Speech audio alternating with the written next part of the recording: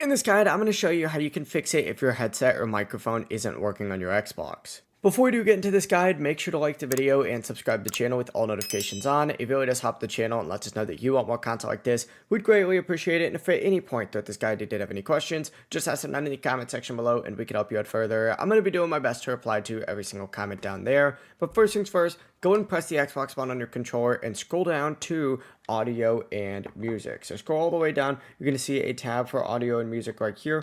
Open that up, and in this section, you're going to want to make sure that your headset volume is turned up, your mic isn't muted, and that your chat mixer is balanced so that you can hear both the game and audio as well as voice chat. Also, take a look at your headset itself. Some headsets actually have a physical mute button or a volume wheel. Just make sure that those are both set correctly. They're super easy to overlook.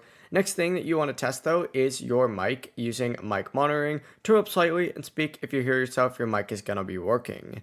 After that, you can go ahead and back out of this section and go into your settings and then head to the volume and audio output. This is going to be in the general tab. If you just scroll down a little bit, you're going to see it. But select it, open it up, and once you're in this section, just make sure that your headset format is set to something like Windows Sonic or Stereo Uncompressed, which works well for most setups. Another important step to check in your privacy settings, you can go back and go to your online safety and family settings.